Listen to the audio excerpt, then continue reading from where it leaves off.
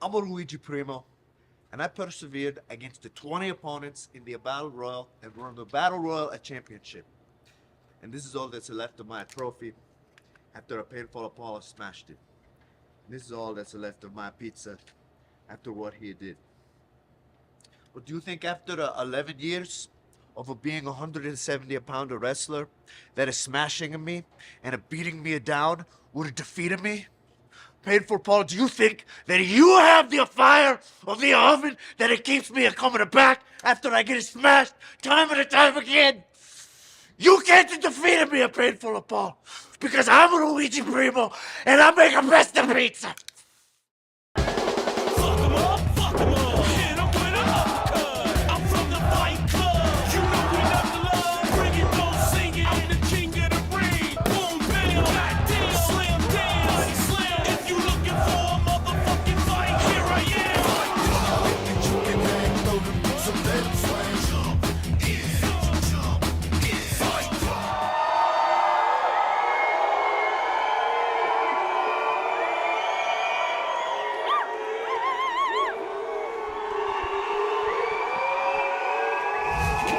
Ladies and gentlemen, and welcome to JCW Lunacy. Tonight's first match is scheduled for one fall. Introducing first. Accompanied by Jasmine St. Clair, weighing in at under 100 pounds, from the Redwood North, he is one part of the St. Clair Monster Corporation. 7 foot tall, Painful Paul. Only one surefire way to kick off Lunacy right in front of a monster-sized crowd. Albuquerque, New Mexico is showing out. And that's with the 7-foot-tall, Painful Paul of the St. Clair Monster Corporation. My name is Joe Dabrowski, Mark Roberts, and Zach Amico by my side. And gentlemen, the St. Clair Monster Corporation has absolutely ripped through everybody brave enough to stand in their way.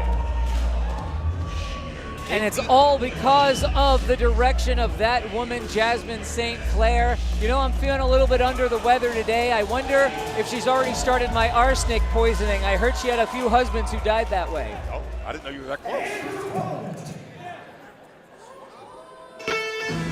Weighing in at 170 pounds, from the old country, Luigi Primo. Well, one thing you can say about Luigi Primo, the man is absolutely fearless. The man is absolutely brave as hell, and he's been on the front lines fighting the Monster Corporation every single step of the way. But you know what? It ended in sweet victory, Zach, because Luigi Primo was able to vanquish the Monsters and become the Battle Royal champion. Yeah, I don't, the pizza and the giant.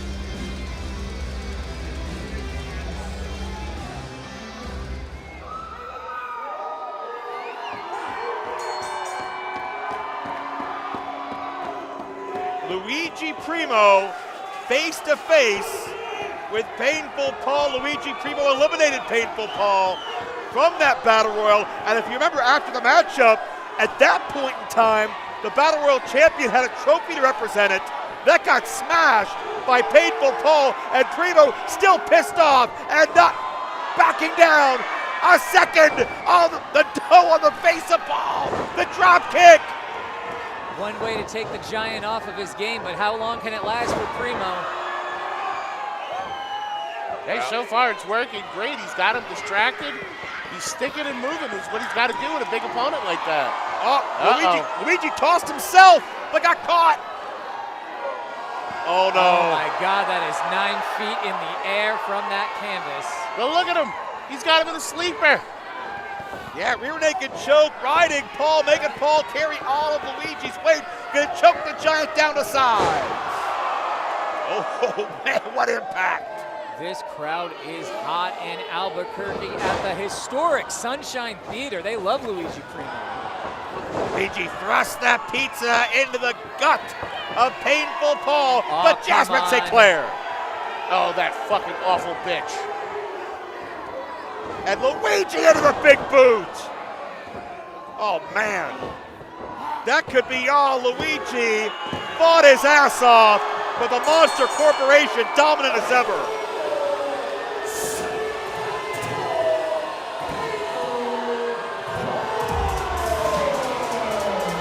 Guys, correct me if I'm wrong, but I don't think anybody in the Monster Corporation has been pinned or submitted since signing their names over to Jasmine St. Clair. And they might as well sign their names to Satan himself, this serpentine woman who slithers her way through wrestling promotions. I will never trust her for 1 second, not after what she did to my brother years ago. Want to elaborate on that? My older brother, you don't trust me. That'll Well be documented. something to make it some couch time. But regardless, Jasmine St. Clair only grows in power and influence as her monster's win streak grows along with it.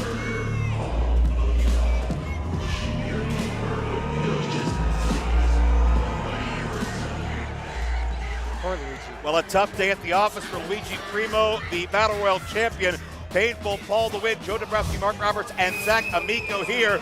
And in this broadcast, the tag team tournament, which we have been anticipating the finale of for many, many weeks. Zach, it's going to be finalized. The two best teams in Juggalo Championship Wrestling, the Backseats, the Brothers of Construction, they will go at it. Only one team can reign supreme. That's right, the two best teams, but also the two best teams of brothers here in JCW, and it's finally time to see which team of brothers truly is the greatest in the history of JCW wrestling tag teams. With the brothers tandems, it's all about family here this week.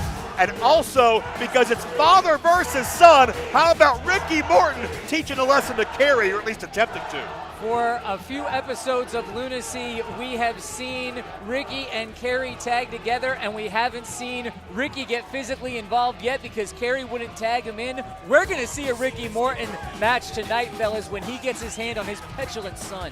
Well, Colby Carino has a wrestling family, but Caleb Conley is not part of it. These are two of the most unsavory, untrustworthy individuals in all of JCW, but they're on the same side of the ring tonight, taking on the Neon Blondes. That's up in just a moment. But first, let's see how a Caleb Conley, Colby Carino strategy session may look like. Greatest of all time, baby. Oh, Kobe! What's up, buddy? How you doing? You know we're teaming tonight. I know. Yeah. I've seen how you treat your tag team partners, and I'm kind of wise to your shit. You're wise to my shit. I've seen your matches. I've seen your tag team partners. Yeah, and I'm a former JCW champion who hasn't lost the belts. So, Oh, okay. Listen, Kobe. I understand you're a little anxious about tonight, but I've known you. I've known your family your entire life, and I would never treat you any different than your family treats me. You have my word.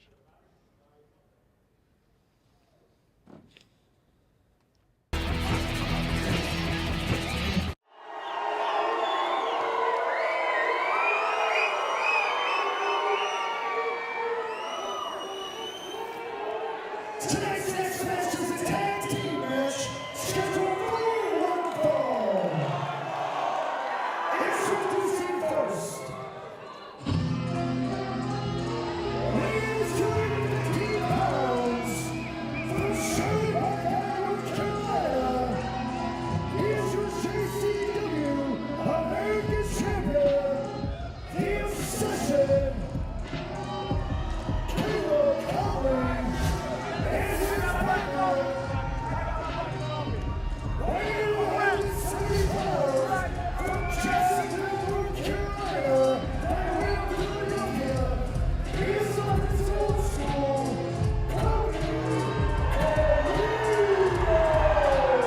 Mark, on the surface, Caleb Conley and Colby Carino have a hell of a lot in common.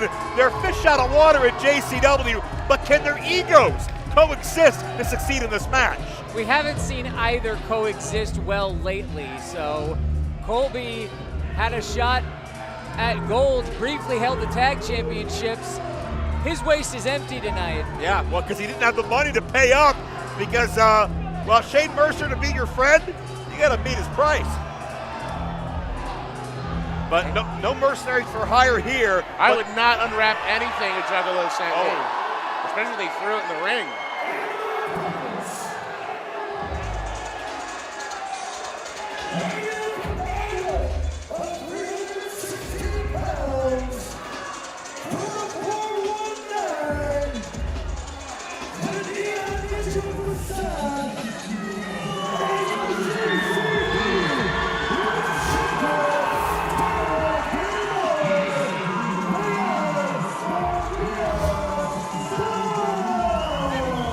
Getting to look at two of our champions here at JCW in this tag team matchup. We've got the American champion, Caleb Conley, and our women's champion, Dynamite Danny Moe, across from each other. Danny Moe may be my pick for most inspirational JCW wrestler. The way she's held that women's title stood up to the test of everybody that stood in her way, from Sassy Elizabeth to Katie Forbes on down the line. Fasad's been chasing that American title, and keep in mind what happened a few episodes ago. Caleb Conley hired the aforementioned Shane Mercer to beat the bloody hell out of Fasad before the match even started. Caleb Conley, one move, one hip toss, pinned Fasad. Fasad is not forgotten about it. You're right, that was a great hip toss. I'm still so impressed. What a maneuver. That was not my point. Well, are either of these men, Carino and Conley, paying each other to be out here tonight? I don't know. I don't know how they work together. Caleb Conley says that he was a Juggalo in middle school. His life went in a different direction, but he claims that Juggalo dumb. It's clear from this crowd that the athletes on the other side of the ring are the real Juggalos here. So Caleb Conley's trying to claim himself as family. He's one of us. That's right. Well, The entitled Juggalo. yeah. The American obsession, of course. Emphasis on the entitled. I think Caleb Conley is just trying to shoehorn himself anywhere he can go, whether it's touring the world as the American champion, whether it's to the top of JCW, and you can see Fasad and Caleb talking trash in the early going. These men absolutely hate one another, and it all centers around that desire to be American champion. Fasad had one thing on his mind, and that was that American title, and those dreams crashed and burned after quite a beating by the mercenary Shane Mercer. You gotta think that's really sticking in his craw right now. Maybe he doesn't want to get too emotional, that's why he's tagging in Danny. Yeah, maybe a smart strategy by Fasad to bide his time. Don't let him get in his head. And the two champions, to your point, Zach, are starting this match. Danny Moe springs off of the elbow. We've seen these two in tag team action before, back a few months ago when Caleb Conley had Ray Larson as his partner. Yeah, Fasad tagged in now. Obviously, the American title is not in jeopardy in this match, but if Fasad can get a pin over Caleb Conley in this match, you got to believe Violent J, the Duke of the Wicked, would be open to giving him another shot at Caleb as Fasad down with a Vader bomb. Danny Moe in kind. This could be all early, and a kick out by the champion. Colby Carino absolutely frustrated on the outside, chomping at the bit. Well, I think you're seeing already the teamwork come into play for the Neon Blondes, who have made two, I think maybe three tags now to Caleb and Colby Zero. Here it comes! Hurricane Daddy! Takes Caleb right out of the ring. And Caleb Zach, looks like he's done with it. Caleb's walking out. Caleb says, fuck this shit. Caleb looked at Colby like, where the hell were you? Colby's not gonna let him. I thought you were one of them. Nope. Colby says, get in there, but Caleb says, fuck this shit. You don't walk out in a fight in JCW. How off the deep end do you got to be when Colby Carino's the voice of reason? very fair question. I didn't know that this Albuquerque crowd knew Colby Carino like that. Well, welcome to Albuquerque, where anyone on the street will gladly shave your back for a nickel. Wacka-wacka-doo-doo, yeah. I have many questions. Colby Carino, though, can have questions of how he got beat. Danny the roll up for 2. Colby, somebody that hates the bright colors of Facade and Danny Moe, hates their flash, hates their personality. Oh, and Caleb Conley, the assist to the outside, and Colby, second generation, takes over. Deposits Danny Moe right outside the ring. Yep, dumps her right on the concrete. That's a fine how do you do. Reckless abandon by Colby Carino, who has, I believe, nearly 20 years or so of experience to his game, and he's not even 30 years old yet. That speaks to the advantage of growing up in a wrestling household. And Danny Moe caught in the fireman carry. Nice takedown. And that's after Caleb got a few more licks on her on the outside. While the referee was distracted. Here, Colby setting up that inverted senton that we love to see. Nailed it. Colby loves to show off, and taunting Facade, 2 count only. I like the strategy by Colby and Caleb. They knew Facade would come in with a hot temper, and they're trying to keep him isolated out of this ring, and certainly watching his neon blonde teammate, Danny Moe, be assaulted in such a way is only going to piss him off more. Clear size and strength advantage for Colby, really wrenching on the limbs of Danny Moe there, picking her up now right into the corner. Caleb and Colby don't have a lot of experience together, but they know how to be a great tag team. They have the experience, and Danny Moe has been cut off of Facade, but she's still swinging. Oh. And Caleb a swing of his own.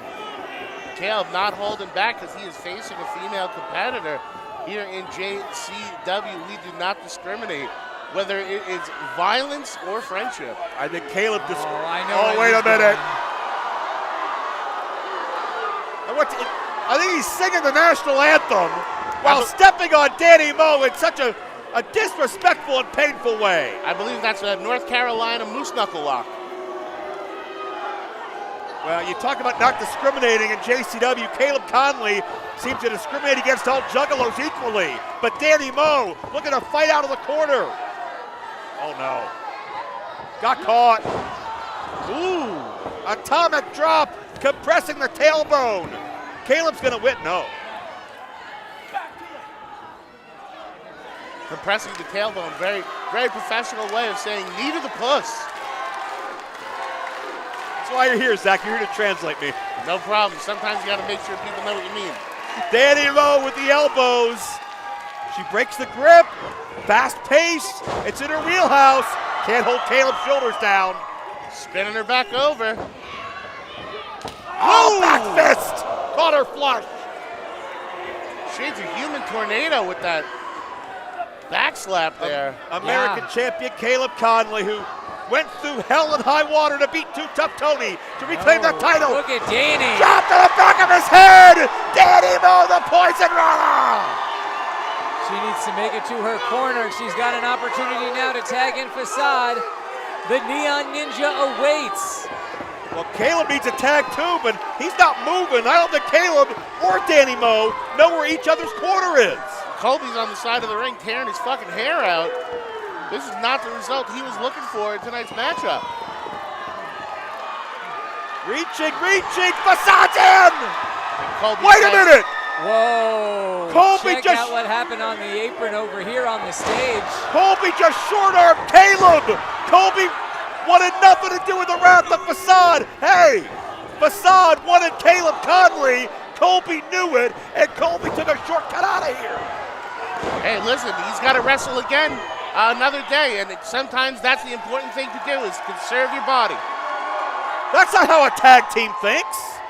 Wait a minute. Watch out. Oh, Colby didn't get far away enough. Facade soars with a plancha. Some 6-7 feet away from the ring is not far enough to avoid Facade in that aerial assault. Facade hits the hyper crush. Caleb Conley down. He's going to pin the American champion. No, kick out. Nope, Caleb's still stronger than that. That guy can reach down. He has got another tank in there, and that most people don't realize what a tough guy Caleb is. Caleb's like a cockroach. He won't die on you. He'll find a way to hide, to squirm away, and then survive. But Fasad's going for a heavy hitter, walking the tightrope. Now Colby! Not if Colby has anything to say about it. Oh, Colby's so good at picking his spots. And after walking out on his tag team partner, Colby Carino and Caleb Conley back on the same page because they see another breath of life in their chances to get the winner's purse money. You know, I'm so glad these guys could work out their differences and still form a great team and put on a great match for these wonderful people who really appreciate it. Boy, are you looking on the bright side of life. Double back suplex. Facade took out the knee of Caleb. Colby's not safe. Oh, no.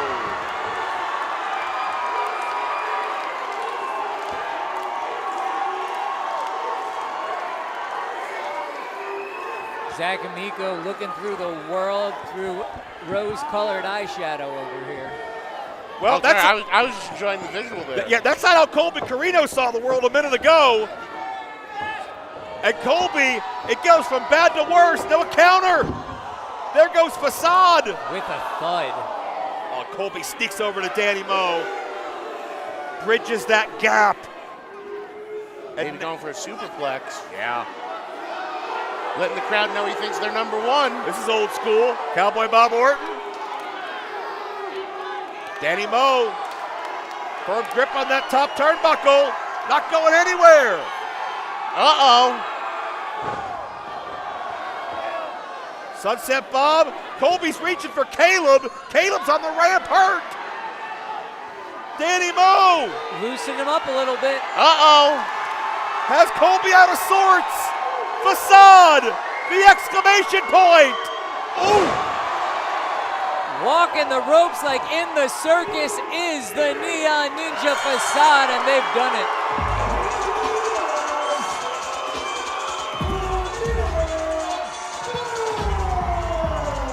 And Caleb Conley had a chance to save Colby Carino, but just like Colby did to Caleb, Caleb backed off. No honor among thieves. Those egos couldn't coexist in the same ring, but the Neon Blondes, one of the best knit units JCW's ever seen, and they earned this win. Caleb really could have broken up that pin. Colby wants everyone to know he does not, in fact, suck dick. That was a lie by the crowd. They are lying liars chanting a lie. Well, I don't have any evidence against that, but Colby should be concerned. He lost match, and maybe take that up with Caleb Conley as far as what took place there. Somebody, though, that is not used to losing, Jasmine St. Clair, and her and Mr. Happy have been on a tear.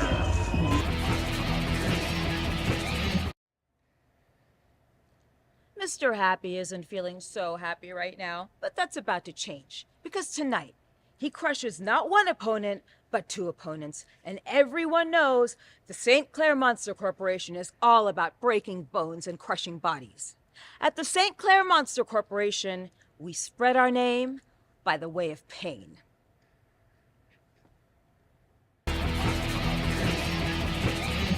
The purveyor of the peculiar, Barnabas the Bizarre, brings my traveling auditorium to the land of lunacy, Juggalo Championship Wrestling, where I unveil my grandest attraction.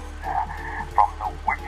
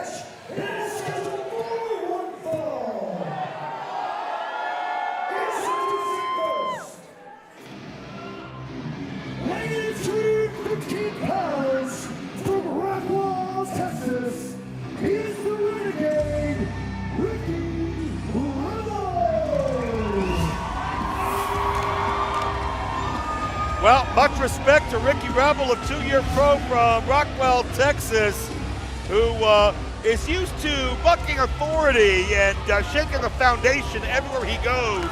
He's a Division II rugby player. Once upon a time, transitioned that toughness into pro wrestling, but guys, he better be on his game tonight. Weighing 260 pounds of pure illusion from the realm of magic, he is the Magic Man, So Malik Vile calls himself the world's greatest magician, and from talking to him earlier today, he wants to springboard this JCW appearance into maybe a residency out in Las Vegas, maybe a primetime special. Malik Vile feels like he is the top illusionist in the world, and maybe he's going to demonstrate himself now. Oh, look, he disappeared out of nowhere. Well, he may have appeared, but he may want to make himself disappear in about the next 15 seconds because he's going to go from, center stage to maybe under the stage, maybe through the ring. He just pulled a bird out of his hat.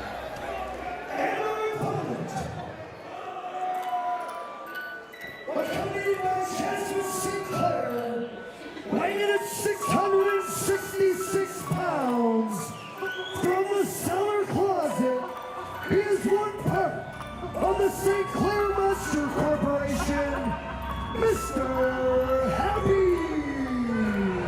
You know, Joe, both of the men in the ring have some good size on them, but they are not compared to Mr. Happy.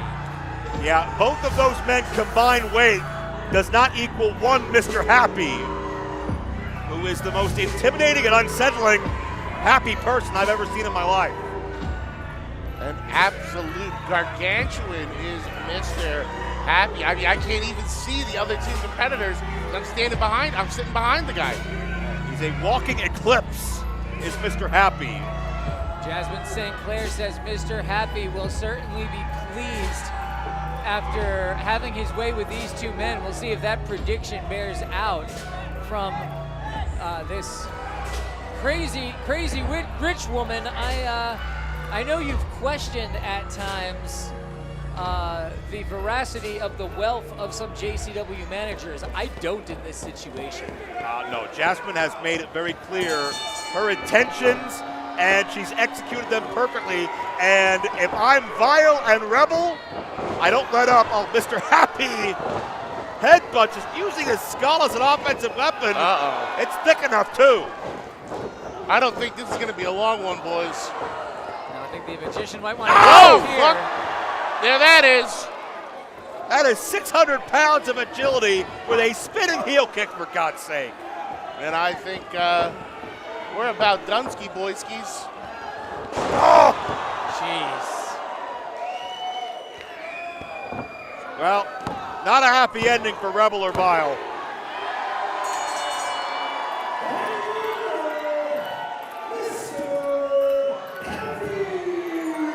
And it's not just Mr. Happy, it's Congo Kong. It's 7-foot-tall Painful Paul, and the nucleus of the entire Monster Corporation is that evil woman in the ring, Jasmine St. Clair. And if you noticed, Mr. Happy reaching into the mouth of his opponent, Ricky, and forcing him to smile even though he's out on the ground. What a sick individual. And I want you guys to take note. 3 different times we've seen Mr. Happy. 3 different finishing maneuvers we've seen. How many more moves this guy has that we haven't even seen yet? Well, he doesn't get to show many in each match, Zach. That's a great observation, though, and a hell of a question. Sometimes assassins come wearing smiles, and that may be the case with Mr. Happy of the St. Clair Monster Corporation. He only needs the moves it takes to get a victory and then moves on. Well, we're moving on to a very personal matchup. First time in JCW history, father versus son. Ricky Morton had these words for his evil offspring earlier today.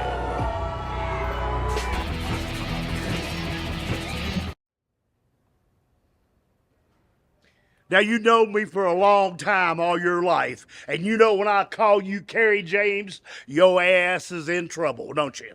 Now you feel like I embarrassed you in front of all your friends and your fans.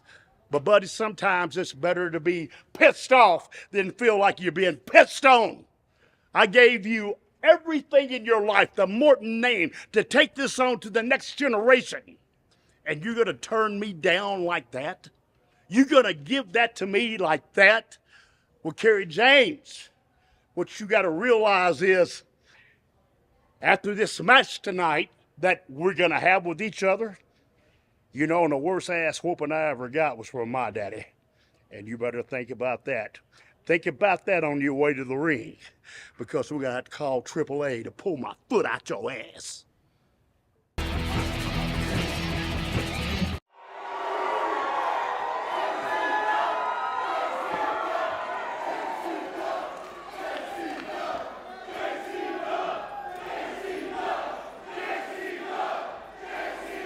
Tonight's next match is scheduled for one fall. Introducing first.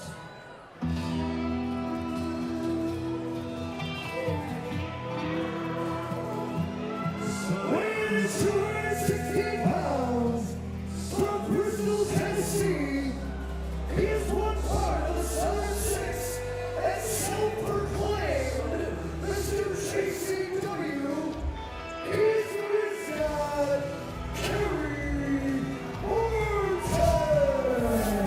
So Kerry Morton has the audacity, the balls, to defy the wishes of a man who's not just his father, but one of the greatest pro wrestlers in the history of this sport, Ricky Morton. Kerry Morton has treated Ricky Morton like an underling, like an also-ran, like Ricky Morton's experience, his opinion, his time, doesn't matter. Kerry went into business for himself at the expense of his father, risking the reputation of the family name, and dares to say he's Mr. JCW when Ricky Morton was here competing in JCW day one before Kerry was even alive. What an indignant prick Kerry Morton is. Well, one thing is true that you said there, Joe, and that is Ricky Morton has been here since day one. He is a JCW lifer over 25 years. But you know how I feel about Kerry Morton. He's taking this match so seriously. He's out here by himself to prove he can beat his dad one-on-one, no shenanigans, no bullshit. And I believe in Kerry Morton's ability to do that. You've left out the part that he's also out here alone. Oh, don't do that. What does that smell like? He's also out here alone, Zach, because all of his friends are still suspended. That's an important part, too.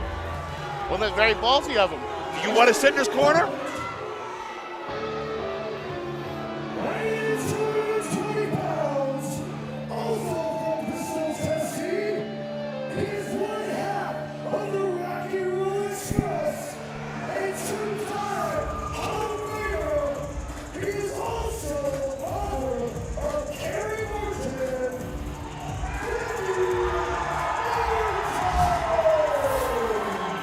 It's clear whose side this crowd is on. Ricky Morton is timeless. Whether you're a fan of Memphis Wrestling, Jim Crockett Promotions, the Attitude Era, all the way up to present day, Ricky Morton has been an important part of your wrestling experience, and he's one half of your favorite tag team's favorite tag team. I learned today that Ricky Morton once appeared in Tiger Beat magazine and is currently active on TikTok. What a run. From Tiger Beat to AARP, Ricky Morton can do it all. And he's still going strong, 50 years in this sport, still as passionate as ever, and these fans yell out rock and roll, and of course the famous expression, rock and roll will never die, and certainly what Ricky Morton did with Robert Gibson will live forever. But Kerry Morton, you, sir, are no Robert Gibson. You are no Ricky Morton. And Ricky's going to make sure that you pay for your sins if you want to carry on the Morton name that Ricky and Ricky's father, Paul Morton, built up for decades. And I have no disrespect for Ricky Morton whatsoever. In fact, if you're a fan and you don't know who Ricky Morton is, ask your grandmother and watch her blush. You know, I did not ask Kerry Morton about this, so it is pure speculation, just an observation on my part. Are those tights meant to look like Terry Funk's? I think that's an accurate statement. I see that the comparison there. How Delulu is this guy? Like, are you kidding me? He's fucking Lululemon. Wait a minute. Kerry's telling Ricky, his dad, you embarrassed me. My house. Kerry is delusional as all hell. Kerry hired Shane Mercer to beat up the Morton's tag team opponents behind Ricky's back. What a vote of non-confidence to one of the greatest tag wrestlers of all time to say, hey, Dad, we can't beat him without help of the most dangerous mercenary in the company. Kerry still not eager to lock up with the legend Ricky Morton.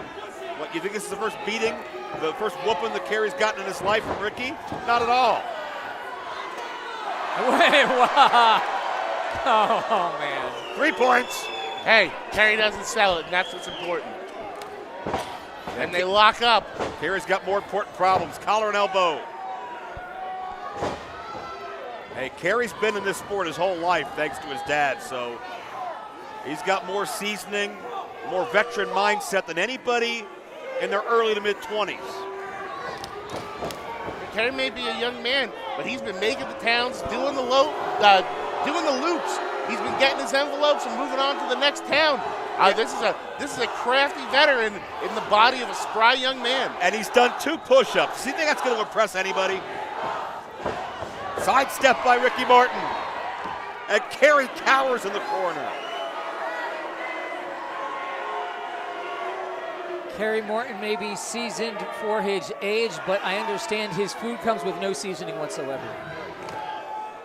Well, Kerry going to get a lesson of a lifetime. Other people will have to pay for a seminar to learn as much as Kerry will learn if he shuts his mouth and opens that empty space between his ears in this match. Look out, hip lock! Nicely done. Great hip toss by Ricky Morton, and this crowd goes wild. I think because almost everyone in here was beat up by their father at one point, and they're excited to see it happen to somebody else. Is that your new favorite hip toss in JCW, Zach? No, it still definitely counts. But that was very, very good. Ricky Morton can learn a thing or two from Caleb Conley. Oh, don't even get down that road. Ricky's going to hear this broadcast. That is, if anybody can hear anything over the deafening crowd. I just saw Kerry mouth, not that there's anything wrong with that. Kerry the side headlock. Great form, great execution. Take nothing away from the man's talent, as much of a bastard as he is. Wait a minute, into the ropes. Oh, Ricky Morton, the takedown. Gonna beat him, gonna catch him off guard. Referee narrowly avoiding getting smushed in the ropes. Yeah, stay out of harm's way. This is father and son. This is as personal as it gets. And it was amazing you moved that fast, being the referee does look like a turtle without its shell. No wasted motion on the part of Ricky Morton. This guy knows exactly what to do when and to last for 60 minutes if he needs to. Slapping some sense into Kerry. Kerry trying to punk out his dad. Getting in the ropes, going for that rope break. One shot's all it took. And a second one. Oh, Kerry Morton. In a bad way. This is karma coming back to you, pal. Kerry sent to the outside. He might need dental work after that. Oh, poor baby. I hope he's still on his dad's health insurance. He needs the dental. Oh. In the hard way goes Kerry Morton. Just like Kerry Morton, disrespect his father every step of the way and then go to him for a handout. That wouldn't surprise me a single bit.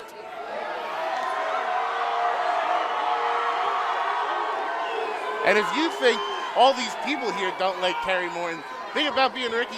Think about being Ricky, and every time you look at him, you know he could have just been a blowjob. Oh, wait a minute. Kerry sends Ricky Sternum first to the corner. A cheap shot, a shortcut against his own father. Ooh. How does Kerry stoop to a new low seemingly every couple of minutes? A new low. He's trying to win the fucking match, Joe. He should. If he wasn't such a wise ass and a dumb shit, he wouldn't be in this situation to begin with. Oh, into the buckle. Put all of his weight behind it, did Kerry Morton, and Ricky hits hard spine first. Can you imagine the bravery to face your own father in the squared circle while 500 feral juggalos scream at you that you suck dick? Have these people been reading my nightmare journals? It seems that this Albuquerque crowd does have a preoccupation with that one act, Zach.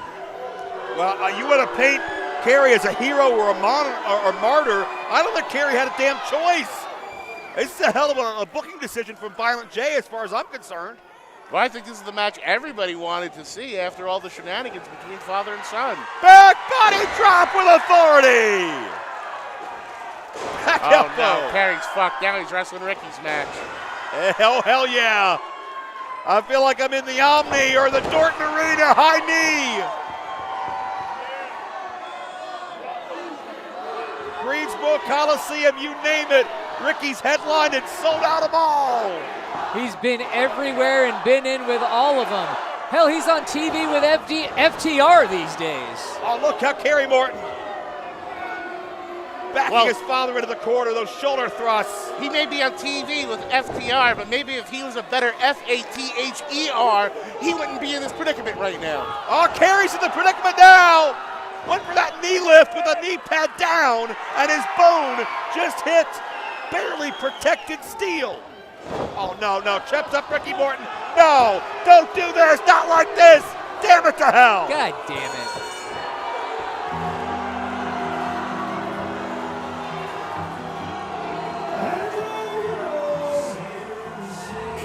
Doing.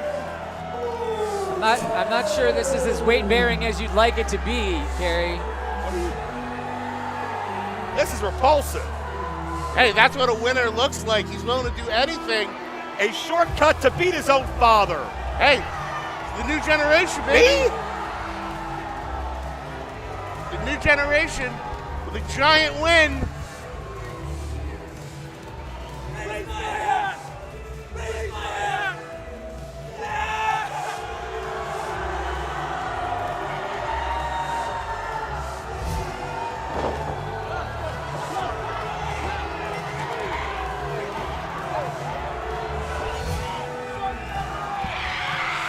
Well, there's a new low light to my career. Oh, no, come on. What's wrong with you? Talk about a man who's not afraid to show his ass. Have some damn, well, he's a horse's ass. He's showing everybody where his brains are. Ricky Morton's still a legend no matter what. At the end of the day, you can't take that away.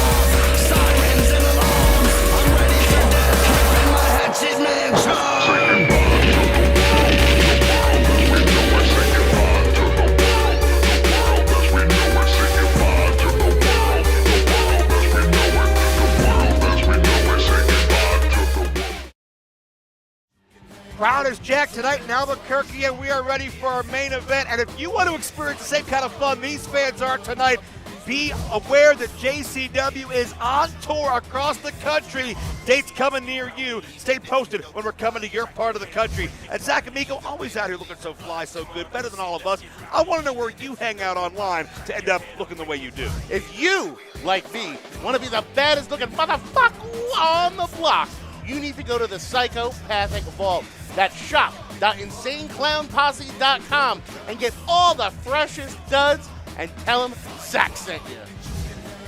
Yeah, I'll tell you what, it's the most important tag team title match in recent memory in JCW. The titles are vacant in the tag title tournament moments before battle. All right, guys. You guys know what's at stake tonight. The fans expect a winner. There is going to be a new JCW World Tag Team Champion tonight. I think you guys are looking at the new champions. That's right. Backseat Boys, three-time JCW Tag Team Champions. That's right. The belts are coming back where they belong, in the back seat of the brothers. Nah. The belts are coming where they belong, to the best JCW brother tag team, the Brothers of Fun Destruction. Class thinks you're the best brother tag team. Seriously? Like, come on. All right, you know what? Come on, guys. Let's save it. Save it for Hold on. later. All right, you know what? He's right. Let's have a fair match. Okay. Let's leave it all on the line tonight, all right? Make the best brother tag team win. How about that? Put it there.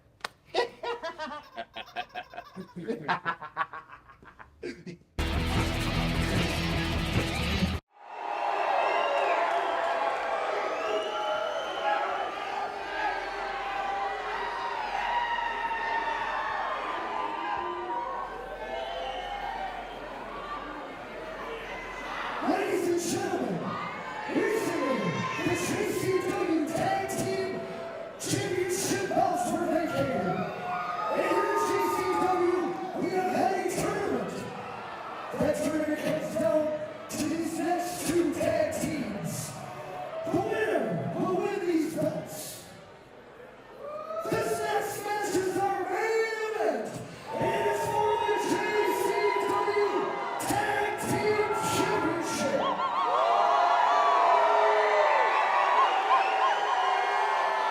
Introducing first. Weighing in my weight at 375 pounds, from Second Planet Records, the team of Tommy and JP Wilson, Lunacy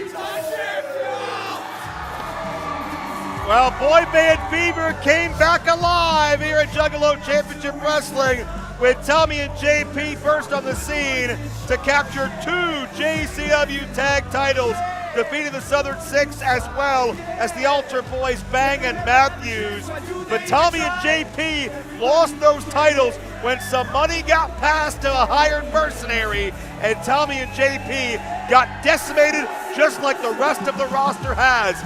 Can the boy band be resilient to come back and be in front of center stage with a sold-out crowd chanting their name again tonight? And they're not just a boy band, Joe. They're a band of brothers.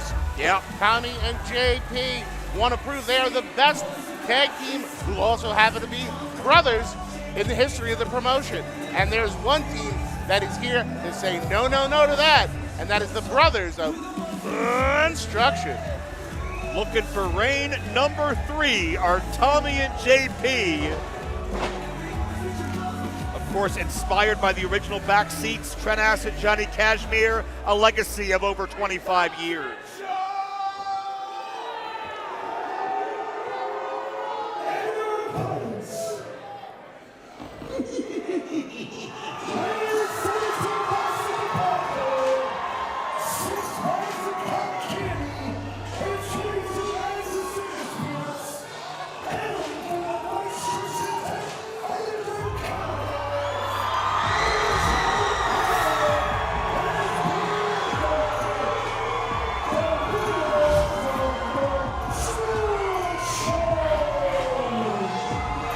Times in recent memory, it looked like the Brothers of Construction were going to be the tag team champions. One time that decision was called back due to a referee technicality. The second time was really a photo finish. The Brothers of Construction had a fall, a submission I believe, the same time the Backseats had a pin. But the unfortunate thing was the referee recognized the Backseats as legal in that 3-team match that moment. The Brothers of Construction have proven in the past for 700 plus days and in recent memory with those 2 close calls. They're good enough to be champions, but can they finish is tonight's question. The Backseat Boys won their first JCW World Tag Team Championships on their debut with the company in Detroit. They have video of themselves as children at JCW events cheering on the original back seats. They very much consider themselves Juggalos through and through. But when you hear the crowd reaction to the Brothers of Construction, well, how do you out-Juggalo two massive clowns? Well, that's a great point, but Mark, I really think it's important that you mention that all four of these men consider themselves firmly entrenched in what JCW is all about. And I think Ruffo's going to outshine the backseats when it comes to disrobing. Both teams family and also consider themselves family with this crowd, and I guess by extension each other. So it's going to be very interesting to see how they. Whoa. Man, it's not even my birthday. Yeah, don't get too excited, Zach. Zach, you ever think that Ruffo would outshine JP and Tommy Grayson in a striptease? Hey, you know what? I think a lot of the ladies here like it Ruffo. Well, but back to your point, Mark, I want to touch on this again because we saw in the back, they ended their confrontation and their pre-match instructions by the senior referee, Jeff the Ref, with a handshake. I think that's so important because these guys are going to fight their asses off for what they believe in. They both want to be the best, but at the end of the day, they respect each other and what JCW is all about. Sportsmanship rules the day if noogies count as sportsmanship. Hey, Jeff says it's legal. Let's run with it. Oh, look out. But we talked about a couple of brothers teaming together. Who has the best chemistry? They've known each other all their lives, but who can out-quicken or out-teamwork the other? That backseat synergy, second to none. Do-si-do by the Brothers of Construction. And we've yet to see any type of trying to make this a regular tag match while the competitors staying in the ring. Oh, there goes Tommy. And the first double team of the matchup. Your main event here on Lunacy. Send in the clowns. Man, so many elbow chops like popping out of a clown car. They keep coming and coming. An assisted one. 4 legs on top of JP Grayson. This could be it. Champions again. Only 2 Brothers of Construction looking to add to that history-making title reign that lasted well over 700 days. What we've seen so far, gentlemen, is 2 teams who have not had to confer or verbalize. They know where the other is at all times. They're thinking in synergy. They're thinking like one. That's what makes them so good. Keep your eye on Tommy. Tommy gets the pin. Beautiful drop kick. And the Brothers of Construction may be all fun and games from appearance, but these are 2 big, tough, rude dudes who get the job done. And with that being said, the backseats, they may be beautiful, they may be flashy, but they are very talented competitors, and either of them will make great JCW Tag Team Champions. Backseat elbow, leg drop for 2. You make a great point that the Brothers of Construction, deceptively tall, deceptively powerful, deceptively dangerous. They wouldn't have the resume they do if not for anything else. And Tommy and JP certainly are much more than a couple of pretty faces and washboard abs. Oh, check out the vertical leap to drop kick a man about 6'4" right in the face. I think we know what we're going for here. Yeah. Stirring it up. Acid reflux. Boy, did I feel that today, brother. Don't have any flashbacks on us out here. Tommy Grayson, a couple of near falls. You can see even Tommy Grayson's appearance. Little Trent Acid-esque tribute to his roots. That's how much this means to Tommy Grayson. He's fighting not just for himself, but for the name, the legacy that they carry on. And a shot to the outside to Ruffo. And this is a very aggressive Tommy Grayson. One that we do not see all the time, the way he's throwing those forearms, the way he's barking out at the crowd. There are no flights of fancy happening in this match. These men want to fucking win. I've gone outside of JCW. Oh, watch this from the top. Beautiful cross body on both back seats. And Yabo gonna tag in Ruffo. And to your point, Zach, about the aggression, remember the back seats, didn't really agree with the tournament to begin with. They thought when the titles were vacated, they should go back to them because the backseats were the previous champions. That's not how it works here under Violent J's watch, but the backseats have a chance to, in their mind, right or wrong, but they gotta get through the brothers and the jabs of Ruffo. Little bit of hip swivel. Oh. Now, how do we know that's not loaded, Jeff? Whoa! Oh, Jeff almost found out. Yeah, the hard way. Here comes JP. Roll up tag titles to the winners. No. Oh, JP was half a second away. You could feel it. I hope he doesn't. Whoa! Oh! Hit him with an uppercut. Yep. That's how that was going to go. And Yabo and Ruffo are feeling it in the moment. Tommy, looking for a double team. Tommy not allowing them to pull any of these shenanigans. Smart move by Tommy. Knew his brother needed him. Excellent strategy. You talk about the intensity the backseats are bringing to this match. I've called their matches in other places when they took those JCW championships on the road. Watch out for the T gimmick. That'll do it. Backseats are 3-time champions. Whoa! Get out of town! So much of the backseat's identity is wrapped up in being JCW Tag Champs, and you're absolutely right. They're going for number 3. Brothers of Construction going for number 2. Though in terms of total days held, the brothers had those tag titles for quite a bit longer. You're 100% right, but so much of the backseat's identity is also wrapped up in finishing their matches with the T gimmick, and it didn't work. I've never seen anybody kick out of that before, I think.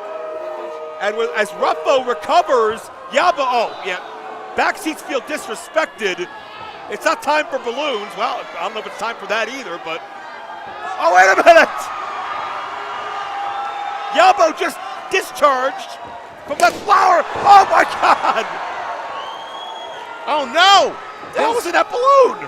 This crowd is loving the teamwork of the brothers! Whoop, whoop, driver! Brothers of Construction have done it!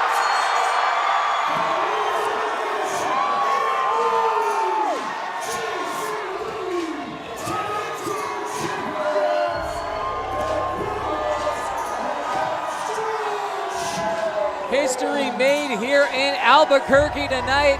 The Brothers of Construction are once again in the pole position of the tag division in Juggalo Championship Wrestling. We may be in Albuquerque, but tonight it's Clown Town all around as the Brothers of Construction regain the JCW Tag Team titles they once so proudly held.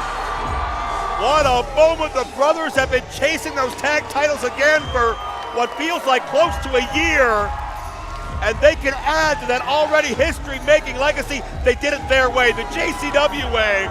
And they're offering a round of applause for the backseats. Yeah, backseats fought their asses off. Nothing but respect to both these teams.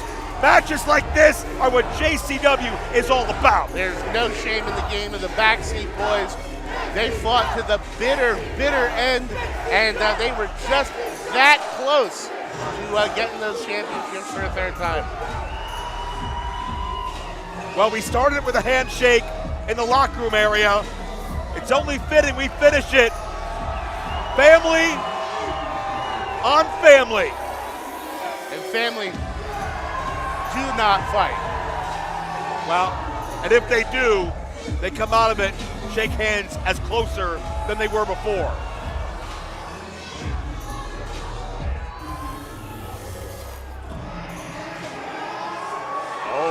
Look at that, a peacekeeping. Yeah, brothers having some fun. Yeah. A little good-natured rib. Nothing wrong with that. I think that's the brothers' way of showing respect. Yeah, that was them inducting. That was the first lesson in clown college. I mean, look at the number of clowns we see in the audience here tonight. These guys fit right in. Nothing wrong with it in JCW. Yeah, they're all living vicariously through Yabo and Ruffo. Hey, what the hell? Whoa. Tommy, what the hell are you doing? Oh, come on, guys. Don't do this. You don't want to do this. No!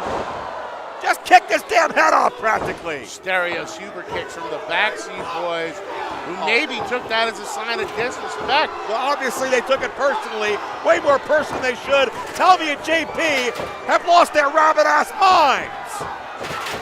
And I have never seen these backseat boys act like this before. Oh, the frustration over not regaining those tag titles that were such an important part of their identity that you talked about, Mark.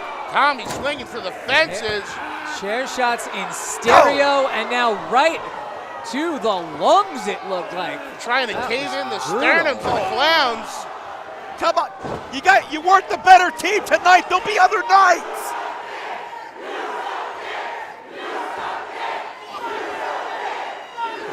Don't screw up your legacy like this. And they're not done. Get somebody out here. Yabo Ruffo just had a hell of a match. He got jumped from behind. No, come on. JP. No, not Kamikaze. Just drove his face into a steel chair. This is not. Oh, no. This is brutal. And there's more beating to come. Come on. No! They're trying to concuss. They're trying to put the Brothers of Construction out of wrestling. Well, I think the next time the Brothers of Construction put their paint on in the back, they're going to be covering up some bruises from the beating they just took from the backseat boys post-match. I don't recognize the backseats right now. This is sick as hell. This had nothing to do with this tag title match. Shake hands like family and fight another day. Come on, Tommy. Tom, think about this. Jesus. Just roll the side of his head in that chair, that twist of fate. Oh my goodness. That's how they treat their fellow juggalos, their family. What has happened to the backseats? Well, they've snapped. They've gone to deep, and the pressure of holding those titles, obviously, just too much for them. And those aren't yours. And I'm thinking maybe you don't earn another shot at those for a long-ass time based on how you're carrying yourself right now. The backseat boys taking a seat, letting the crowd know the backseat is here to stay.